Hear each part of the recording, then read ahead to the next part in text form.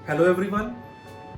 दोस्तों, criminal procedure code के regarding आपको मैं कुछ बहुत इंपॉर्टेंट बातें बताने वाला हूं जो कि आपको एग्जामिनेशन प्रिपरेशन में बहुत हेल्प करेंगी। अब जब भी हम किसी भी एग्जामिनेशन की प्रिपरेशन करते हैं, कुछ ऐसे जो एरियाज हैं जिनके बारे में अपने को एग्जैक्टली नॉलेज नहीं रहती, उनको किस तरीके से पढ़ना है, कितना पार्ट डायरेक्ट में से कवर करना है, कितना नहीं करना, उन चीजों के बारे में जानना बहुत जरूरी है। अब दोस्तों, क्रिमिनल प्रोसीजर कोड में अगर हम सिविल जज एग्जामिनेशन की बात करते हैं तो कई बार मैंने स्टूडेंट्स के डाउट्स लिए इसके रिगार्डिंग, और स्टूडेंट्स मेरे को डाउट्स पुट कर रहे हैं regarding the trial procedure of session जज। ठीक है, सेशन कोर्ट्स का ट्रायल प्रोसीजर जो है, अगर आप सिविल जज की प्रिपरेशन कर रहे हैं तो आपको ये जानना बहुत जरूरी है कि एग्जामिनर आपसे इतनी जल्दी सेशन जज का ट्रायल नहीं पूछने वाले।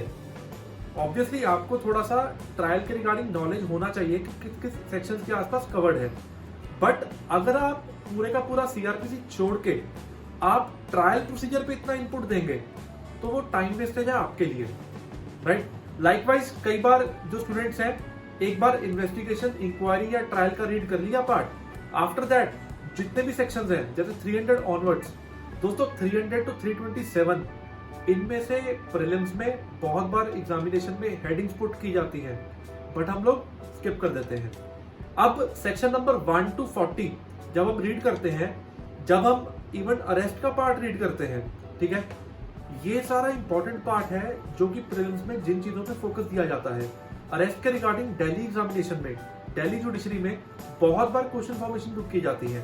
इन्वेस्टिगेशन एक ऐसा कोर एरिया है 154 से लेके 176 तक, जो आपको प्रीलिम्स में सिर्फ प्रीलिम्स ओरिएंटेड ही रीड नहीं करना, आपको मेंस ओरिएंटेड उसकी नॉलेज चाहिए, ठीक है।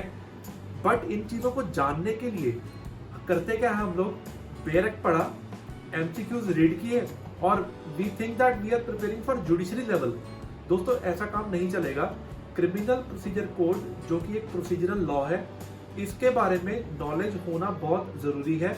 अगर आप प्रीलिम्स निकाल भी देते हैं, आपको अगर प्रीलिम्स पे क्लैरिटी नहीं होगी क्या क्या चीजें कवर्ड है, कहां से करनी है, कितना पार्ट पढ़ना है, आपको मीन्स में दिक्कत आएगी। तो अगर आप प्रीलिम्स लेवल से ही यू गेन द नॉलेज, कहां से कितना पार्ट कवर करना है, इन्वेस्टिगेशन में से कितने क्वेश्चन पुट किए जाते हैं, इंक्वायरी का पार्ट कितने फोकस से आपको याद करना है, इवन जो इन बिटवीन एरिया है 211 टू 24, वहां से चार्ज के रिगार्डिंग नॉर्मली क्वेश्चन 1 या 2 कवर किए जाते हैं प्रीलिम्स में, राइट। तो कई बार इंक्वायरी का पार्ट पढ़ते पढ़ते अब ये वाला जो इन बिटवीन पार्ट है 11 टू 24 स्किप किया जाता है।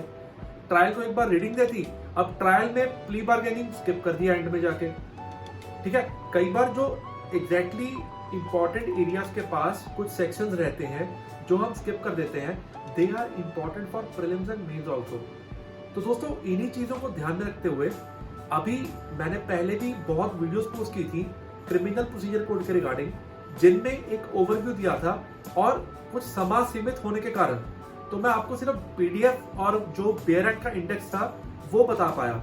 बट अभी क्या है, I can give my input on criminal procedure code कि आपको मैं पूरे का पूरा subject prelims oriented bare act से कवर करवा सकता हूं, और इसके लिए बहुत ही मिनिमल सी अमाउंट है जो आपको पे करनी है ऐप के थ्रू। तो दोस्तों, पूरे के पूरे कोर्स के लिए, जैसे जो लोग इंडियन पिनल कोड और स्पेसिफिक रिलीफ एक्ट जिन्होंने एप्लीकेशन के थ्रू किया है, they are well versed with कि उनको कितने अच्छे से चार्ट फॉर्मेशन के थ्रू और कौन से सेक्शन इंपॉर्टेंट है, कितना पार्ट पढ़ना है, कौन से इंपॉर्टेंट वर्ड्स है बेयर एक्ट में, ये सब कुछ कवर किया गया। और इवन इंडियन पिनल कोड में मैंने कॉम्प्लीमेंट्री 5 जो टेस्ट रखे थे, और उनमें से 3 ऑलरेडी पोस्ट कर दिए गए हैं। 2 टेस्ट जो फुल फ्लैज होंगे इंडियन पिनल कोड के मल्टीपल चॉइस क्वेश्चंस के फॉर्मेशन के रिगार्डिंग, वो टोटली फ्री है इंडियन पिनल कोड सीरीज में।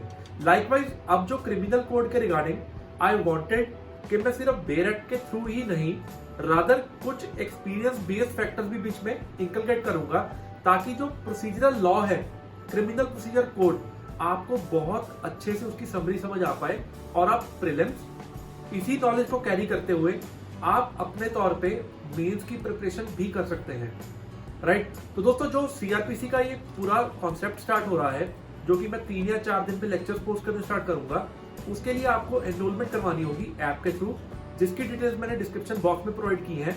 इसमें कॉन्सेप्ट किस वे से कवर होंगे, सबसे पहले हम कवर करेंगे कि बेयर एक्ट में कौन कौन से इंपॉर्टेंट सेक्शंस हैं। आपको मैं आइडिया दूंगा, बेयर एक्ट पे मार्किंग करवाऊंगा कि कौन से सेक्शंस ज्यादातर पुट किए जाते हैं एग्जामिनेशन में।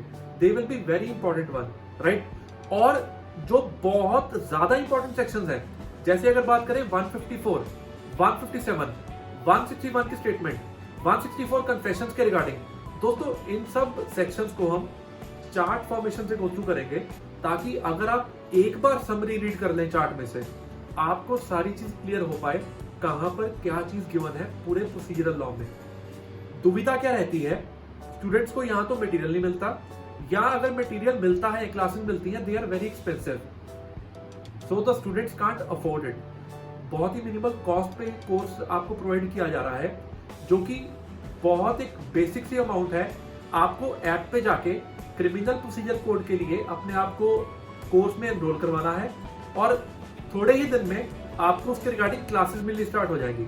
और एक और चीज है, जैसे हमने जो सेक्शंस कवर कर दिए, ये सबसे इंपॉर्टेंट सेक्शन है, इसमें चार्ट कवर कर दिया, बेयर एक्ट पे पॉइंट्स मार्क कर लिए।